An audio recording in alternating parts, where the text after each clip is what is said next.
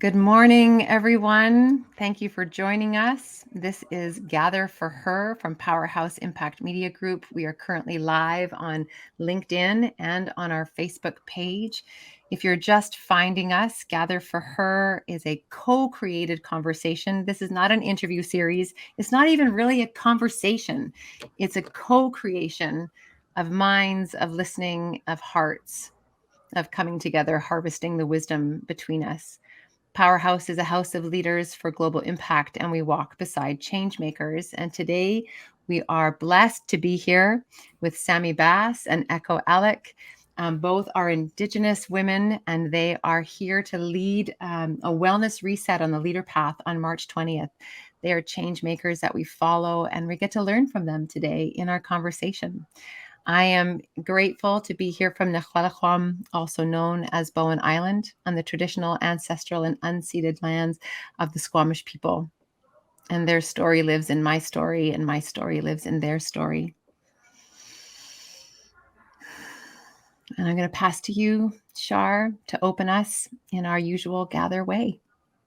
Oh, thanks so much, T. Good morning and welcome to Gather. So excited about today's conversation and co-creation. It's all about exploring what happens when you put artists and healers together. What actually happens in terms of co-creation and the intention being wellness. So I am really pleased to be hosting from my home community here on the West Coast. I'm grateful to live, work, and play on the traditional, ancestral, and unceded territory of the Squamish First Nations. And just before we welcome our guests, I'd like to pass it over to my sister, Sharon Marshall, and thank you for being here this morning. Thank you, Shar, and welcome everybody. I am very excited to be here as well. My name is Sharon Marshall, and I am coming to you from the traditional and ancestral territories of the Snuneymuxw and the Snuneymuxw First Nations of the Coast Salish people here on Vancouver Island. And in particular, I live in Lanceville, so I'm in between both of those nations. And I'm very proud to be living, working, and playing here. I come from Treaty 6 territory in Edmonton, and I've been here for about 20 some odd years. And I bring an Indigenous lens, not that we need it. We've got lots of Indigenous folks on this call today, so this is wonderful. But I do bring an Indigenous lens to the conversation, and I'd like to pass on to my dear friend, Christina. Well, hello, folks, and welcome, everyone. I am very excited about this conversation, the wisdom harvesting that's going to take place. My name is Christina Benti, and I am joining you today from the Rocky Mountains in Golden, BC, which is also the traditional territory of the Ktunaxa and the Shuswap peoples and the Columbia River Métis. And like Shar said, you know, this is what happens when you put artists and healers and actually academics into the same room and talk about wellness, right? So I am very excited about this conversation and always interested in the wisdom that is harvested. So back over to you, Charlene. Without further ado, I want to introduce you to two very, very special guests. I'm gonna just take a moment and introduce Ecko first. Ecko Aleck is a mother, a friend. She's a warrior. She's an amazing creative. But today I'm going to actually focus on the healer that she is, natural born healer and a generational healer. So much respect for the work that Ecko is doing for herself, for her family, for her community, and rippling out to the world. Ecko is the founder and artist of Sacred Matriarch Creative, and she is a very popular facilitator, performer. She excels in creation through storytelling and digital media, and really, really excited to come together in conversation today with Ecko. And just want to pause and say welcome. Thank you for being here, and really grateful for the time. Thank you so much, Shar. I'm also going to introduce Sami Bass, a very special friend. Sami is a healer. She's an activist and a filmmaker.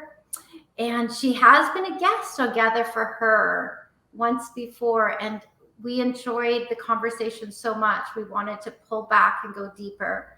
Sami bridges the gap between ancestral knowledge and modern culture. And in her work as a healer, she is intuitive, somatic. She uses ceremonial modalities, and she really pulls from both her indigenous as well as her African roots, and just helps to create a path and offer choices where folks can participate in cultural change through empathy, compassion, and healing. Very interesting, cultural change and using those as a pathway through empathy, compassion, and healing. Welcome, Sami. Thank you so much for being here. Thank you, Shar. Thank you for that intro. I'm going to dive into the first question and then just kind of let the conversation unfold as we typically do. Gather for Her is a very loose framework because we're listening to the wisdom that's coming up, what wants to be heard and said and experienced today. I will just start off by saying, as someone who dedicated over a decade of my life to fitness and wellness for myself and teaching others as a professional, I've always been really fascinated by the interplay between the stronger that we feel in our bodies and the stronger we feel in our lives. I would say in the last few years, that's I've really been humbled, and I've put my fitness cloak aside and started really diving into the learning and unlearning that I need to do, especially approaching 50, around my healing and the healing that actually needs to happen for myself and my body and my spirit in order to be a whole leader. So with that in mind, knowing that our annual wellness reset for leaders was approaching, I connected with both Ecko and Sami and laid all the cards on the table and said, I really don't want to do this year unless I can do it with you and learn with you and from you. I want this to be an Indigenous-led wellness reset. And if it was through every stretch of the imagination, where might that take us?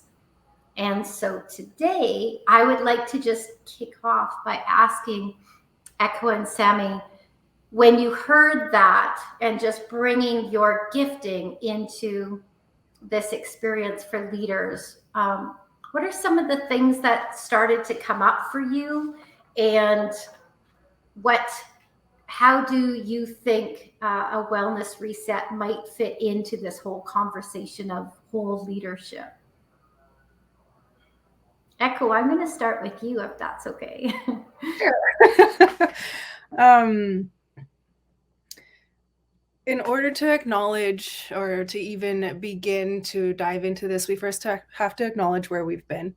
And we've been fed a story from capitalism and colonization that tells us a whole world of how we're supposed to be and who we're supposed to be.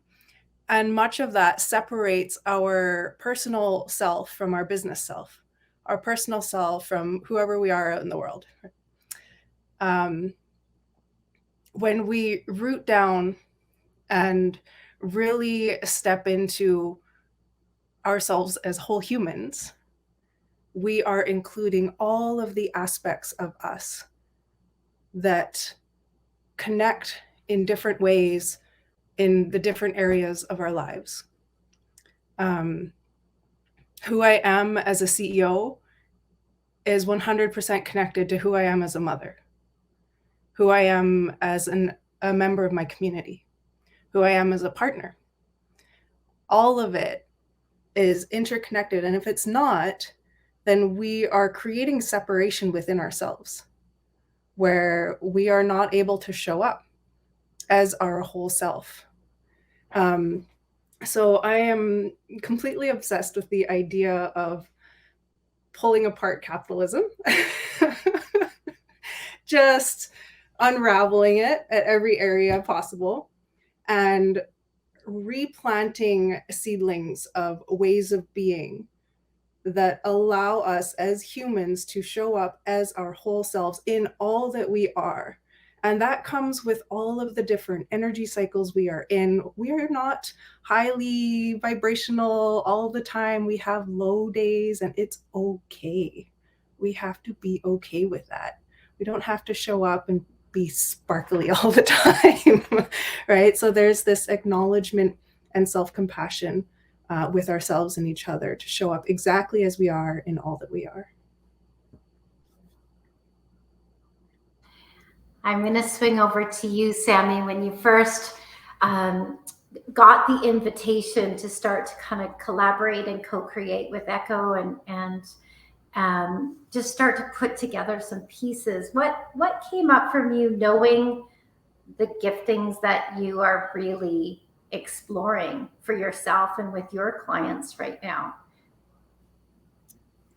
Yeah, it's funny, when you first asked the question, I had a similar response to Ecko, and that a big part of this is bringing people back. And going back is not necessarily going backward, but we have all of this innate knowledge within us. We have this very natural connection to our body, to nature, to the systems of nature that we live in and that we exist in. And so a big concept was, how do we get ourselves back to our own humanity and our own sense of connection and our own sense of groundedness, so that we can start to see from our personal vantage point and stop seeing through the lenses that have maybe been put on us by society or by other power systems that are disintegrating our identities in like a very specific way. And if we kind of pull back, if we kind of recenter, then we can reintegrate a lot of pieces of ourselves, just like Ecko was saying, and find how they cross over and find our own kind of natural rhythm with that. Can I jump in? Yeah. So some people say, and I love both your answers. They're and exactly how I feel too. But some people say that we don't need to heal because we're not broken. And do you believe? I'm just wondering what your viewpoint based on what you just said. If you feel that that is true, and how would you explain then, if you have to put in one or two words, the person that's dismembered or disjointed?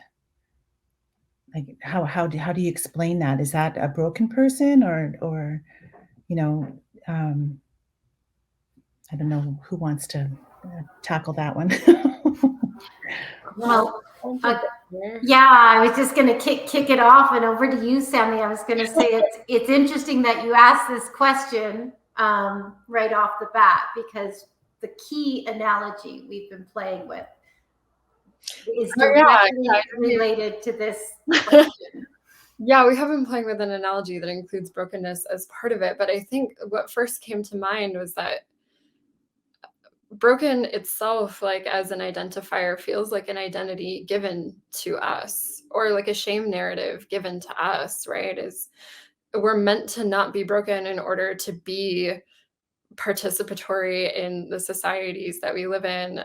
If we're broken, then we can't earn, or we can't, I don't know, whatever sort of hoop that we're expected to jump through. And so I think the answer is yes and no, always at the same time. We are always somehow broken, and we are always never broken, right? Because it's like the complexity of who we are is what we need to accept. Not that we fall from one binary to another, but that we have the ability to exist on a full spectrum, and broken being among the colors that make up that spectrum. And healing is like an ongoing term, I think, also. And so there's this idea of like, I'm not broken, I don't need to heal, as if you can flip from one binary to the other, but broken will always exist. And I think healing will always exist. I don't think we'll ever achieve some sort of like, I did it and I'm healed and now I'm not broken anyway. It's like, no, we're always going to be finding these spaces because we're dynamic and we're always evolving and we're always transforming. And to shed some light on what Shar brought up is we've been kind of revolving around this metaphor that's so beautiful. In Japan, they have pottery that is more valuable after it's broken than it is before. And I think it's called kintsugi. I'm probably really butchering that, and I'm so sorry. But the idea is that they accept the pottery, flaws and all, and they weave it back together with this gold paste or sometimes silver or platinum, which makes the piece more valuable. And they're not sitting there trying to cover up the cracks and trying to make it look like the breaks never happened. They're embracing it and they're filling it in with this like beautiful textured thing that makes it so much more exciting.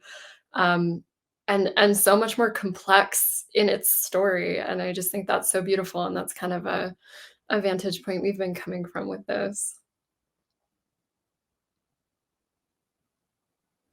Thank you. That was wonderful. It reminds me of that, what's that phrase about the crack? You have to let the crack in. I can't remember how it goes, but The crack is how the light gets in. That's right. Leonard Cohen. That's right. Mm-hmm. But I think it's actually pre-Leonard Cohen as well. Actually, I think it comes from a Sanskrit, I think. Yeah. And also the notion of strong in the broken places, right?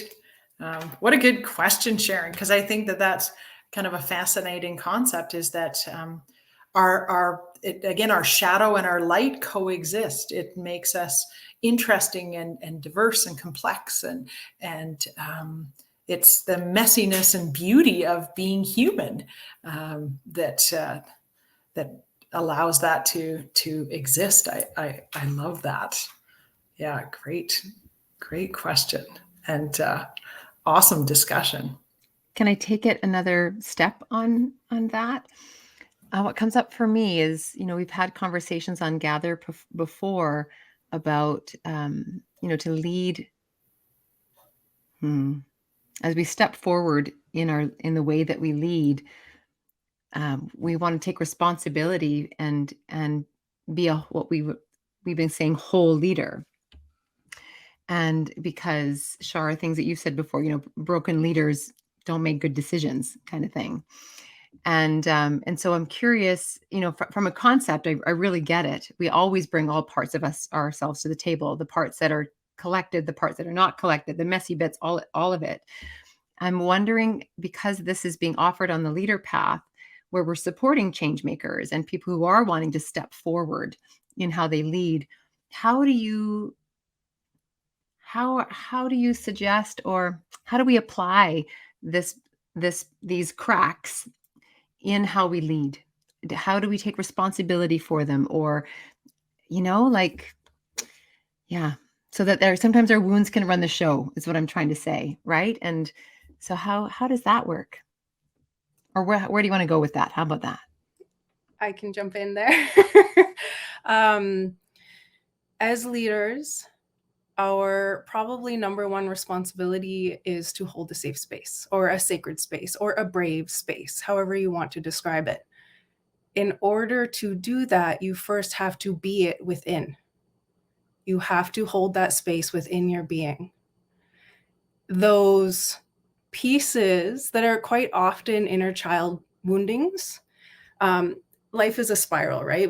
It's not linear. It's not this like straightforward path. It is this incredible spiral. So those things that even if we try to not address them and try to maybe keep them in the shadow, or keep them in the closet, whatever it is, we're like, yeah, not ready to deal with that. It will circle around in our businesses, in our lives, over and over and over again, until we're like, All right, we're gonna face this head on. Because of those teachings and because of that knowing, I continuously and intentionally break myself open so that I can allow space for guidance, for spirit, for love. Um, it is a consistent practice of pulling my own self apart, looking at all of the bits and broken pieces shattered everywhere, and going, okay, what am I pulling back together now? What are the things that need to be addressed? What do I really, really need to sit with and acknowledge, regardless of how uncomfortable it makes me right now? Those are the things.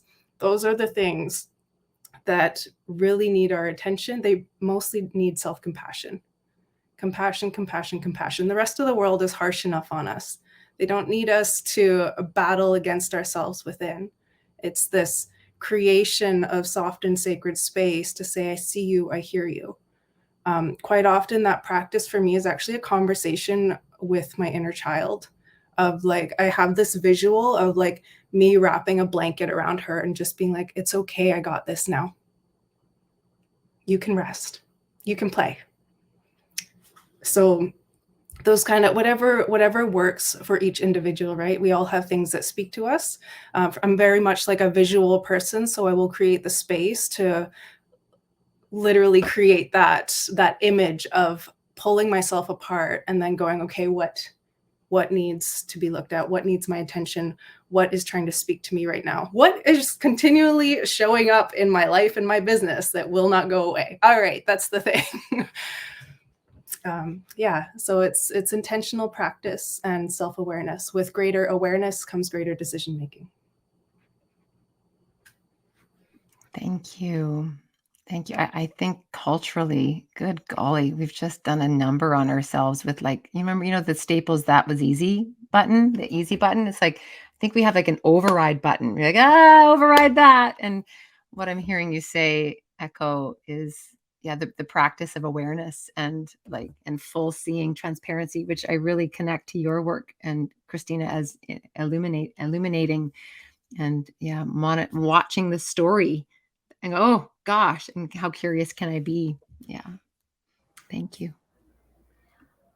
I wanted to also let you know there's another partner in this wellness reset, an equal partner, and I'm learning so much from these two already. And that partner is Mother Earth.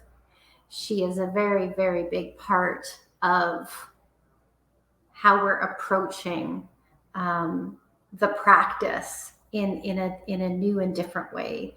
And what I mean by that is both Ecko and Sami are land-based healers. And so every component that we have been looking at,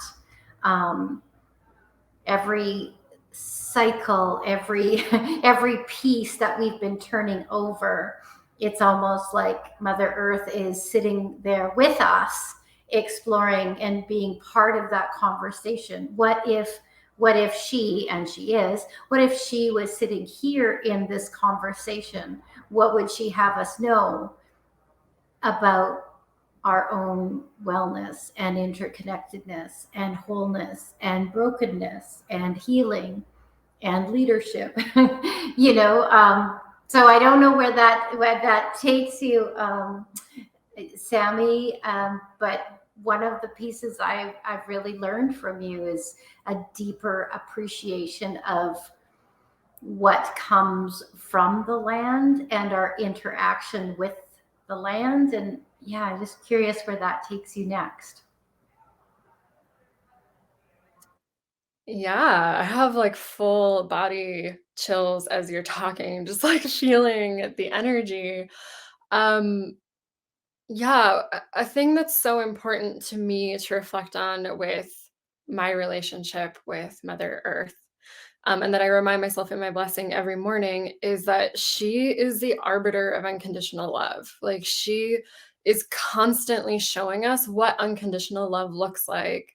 And if we have the fortitude to pay attention, we can learn it too.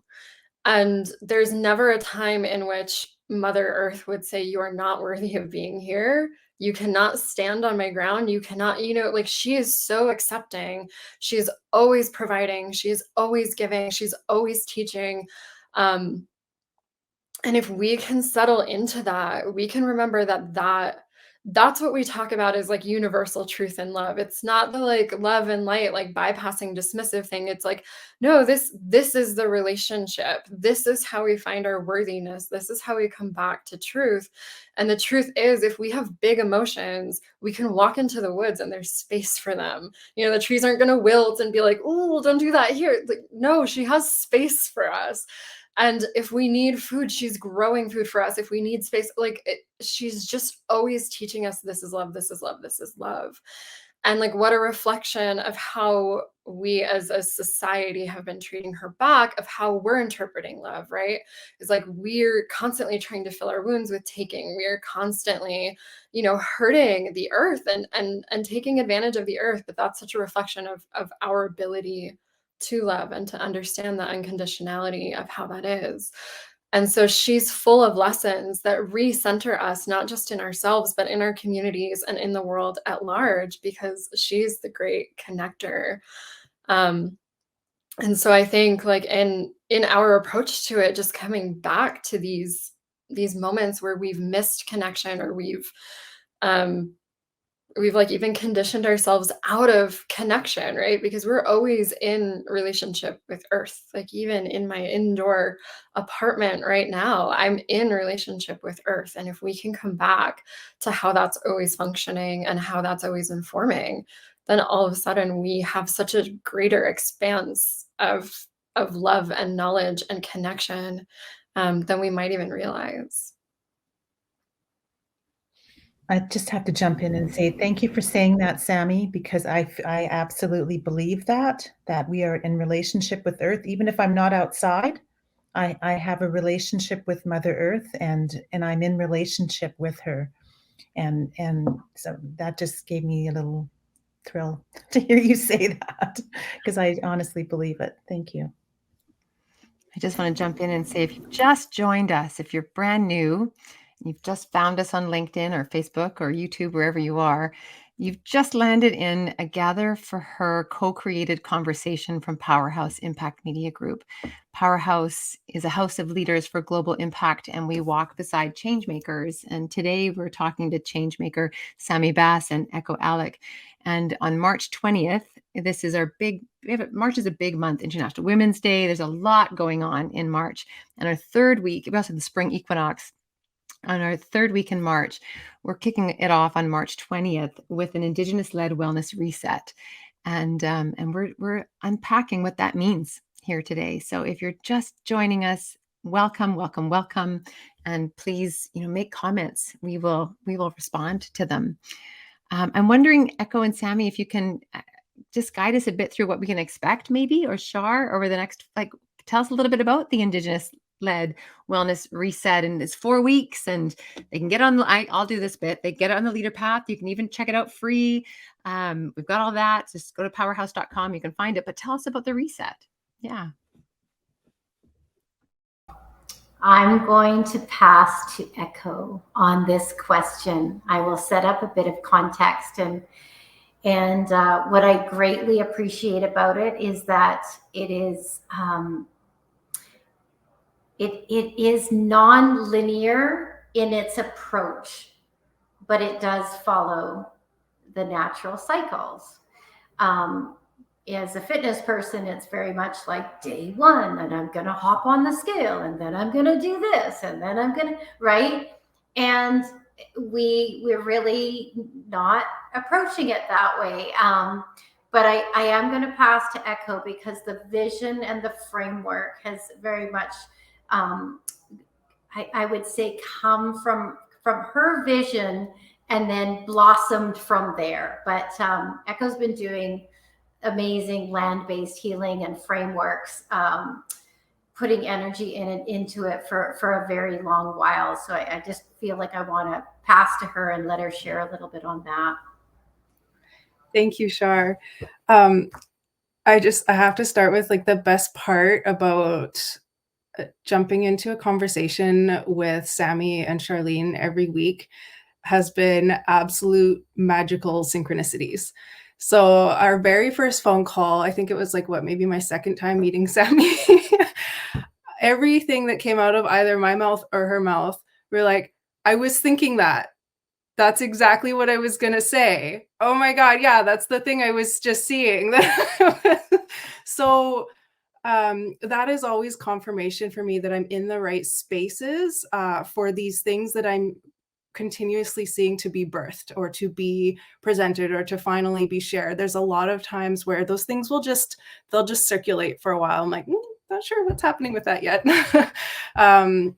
So in returning to the natural cycles, the very first thing that we begin to look at are the seasons and the moon cycles.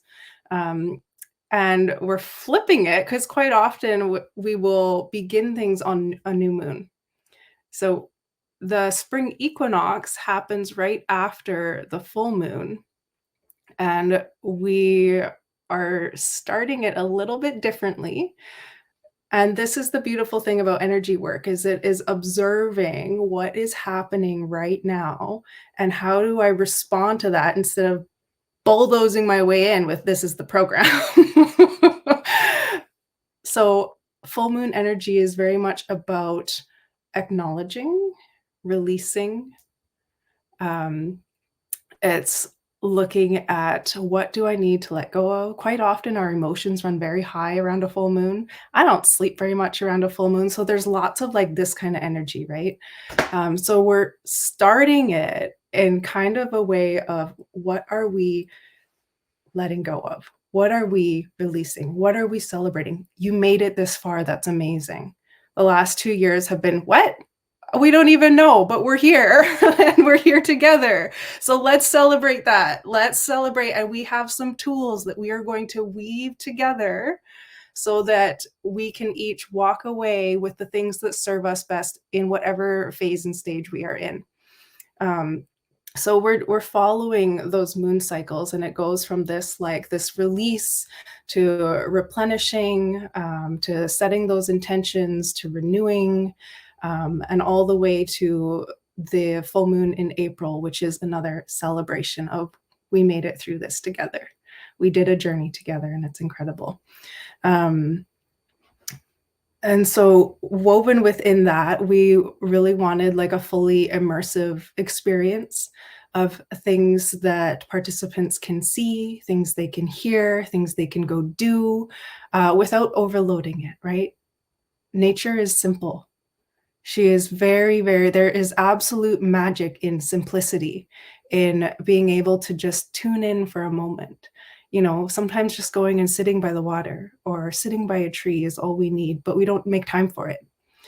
So we've been brainstorming all of the magical little ways that we can fully immerse people in the magic of reconnecting to their natural state, which is love, abundance, joy, connection, acknowledgement of all of the emotions, all of the phases and feelings that we go through. Sami, I'm sure I missed a whole bunch, so I'm going to ask you to.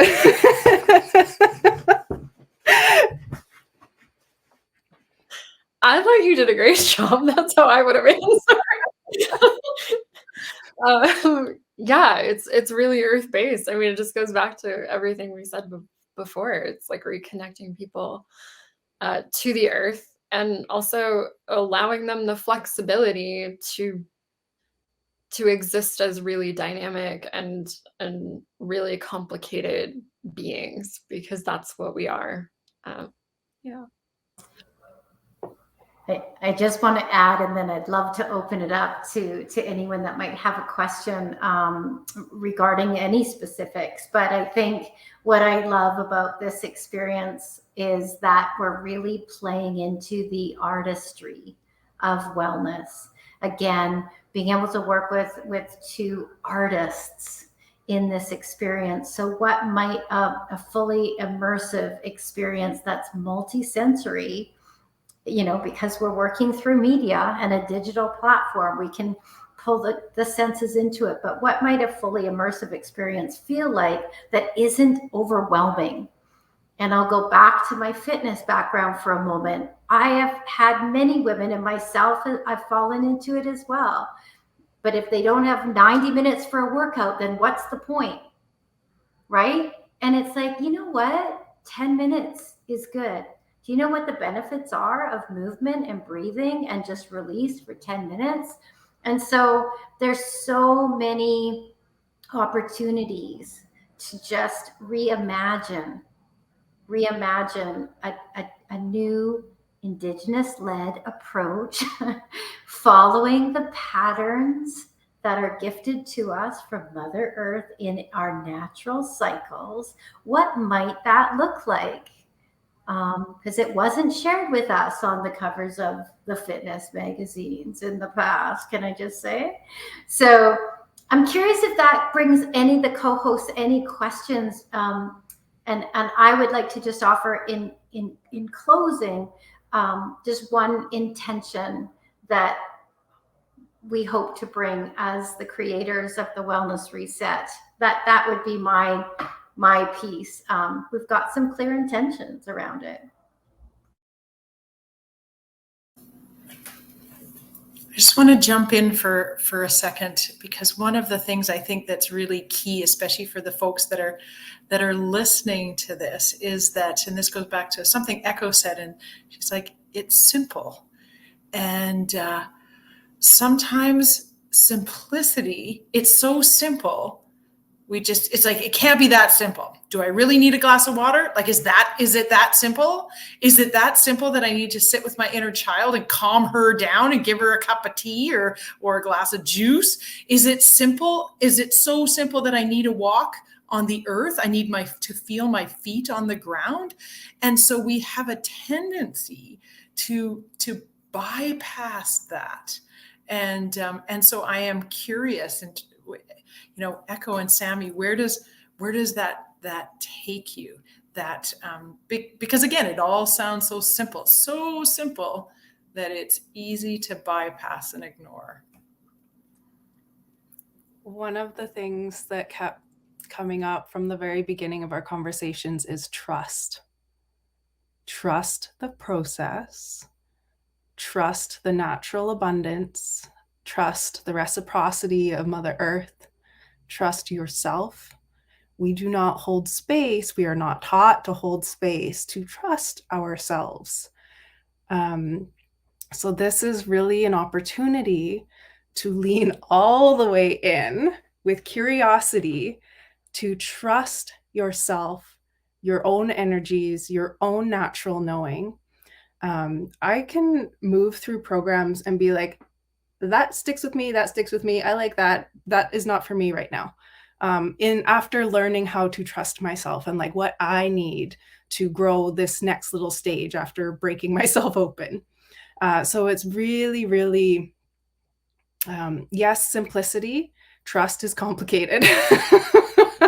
Learning how to trust ourselves again after we've been told our entire lives to shut off from our emotions and shut off from the earth. That is a process. So it's an invitation to lean into that process, to be very, very, like, I almost want to say like playful curiosity.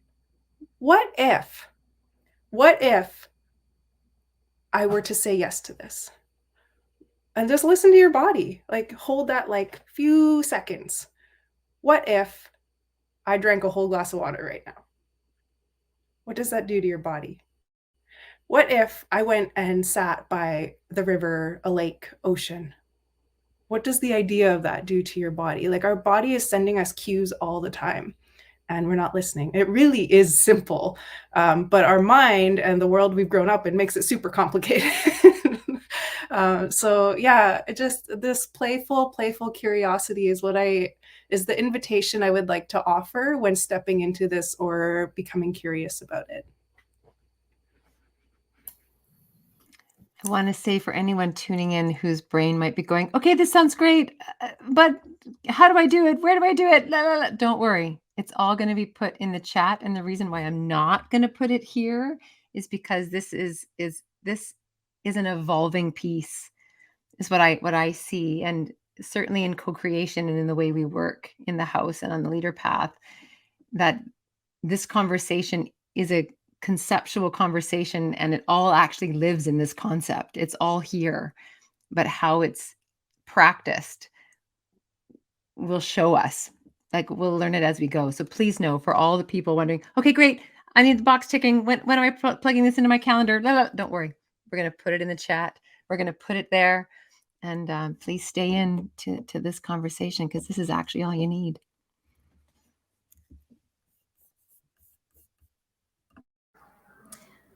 It can't be that simple. She couldn't resist. Oh, well, as we start to bring pieces to a bit of a close, I think I'd love to just go around in that playful curiosity, and with all of us, if we were setting an intention on how this Indigenous-led wellness reset might impact or touch or inspire or transform or change even one person that we do not know today,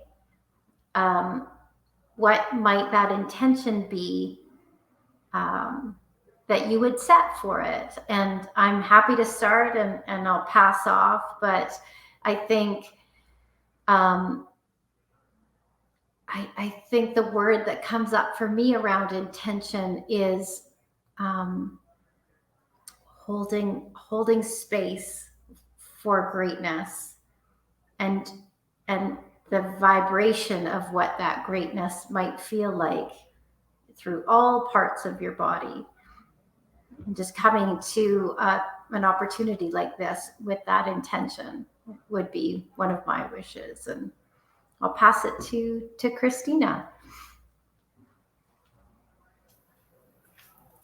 What's coming up for me is a notion of being a good, kind, loving, benevolent parent to all the bits and pieces of me.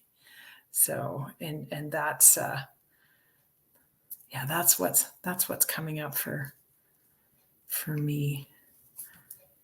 Sami, what about you? The idea of permission comes to mind, and I think this is still brewing off of what Ecko and Tina were last saying. It's like maybe to give people permission to remember that they have a lot of the information that they need, and to trust that, and to trust in making those choices, because every time we give ourselves permission to listen to our instrument, it's kind of a renegade act when living in a society that likes to tell us what to do.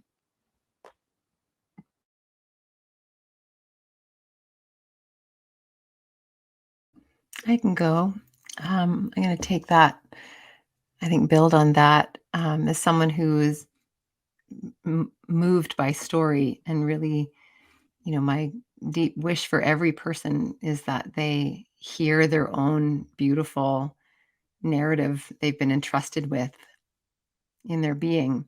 And my wish for people is that this process brings you closer to that, because as we practice listening and in our own wellness, we will hear more of that story of us.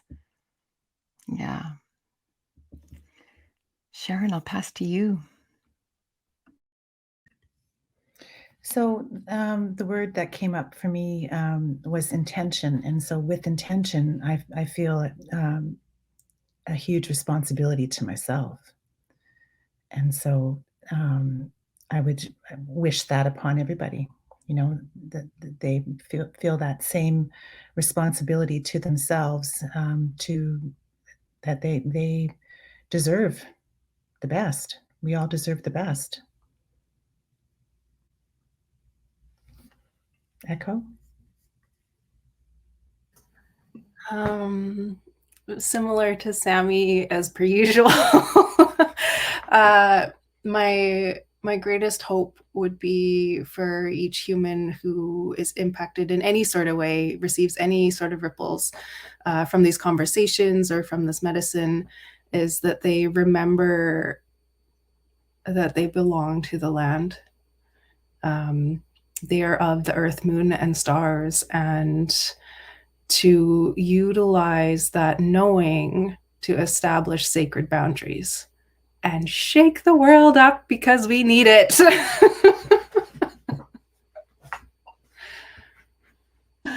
Love that. Shake the world up. Over to you, Shar, and then I'll close. Oh, I was just going to say, just deep gratitude for the conversation today, for the experience and of building this and co-creating this. I think I am ecstatic about bringing Ecko and Sami together, two very like-minded, amazing healers and sisters and friends. Thank you for today's conversation. Back to you, T. Thanks, Shar. Well, we're closing a Gather for Her conversation. If you've just found us, don't worry, you can rewind and go back and listen to the whole piece.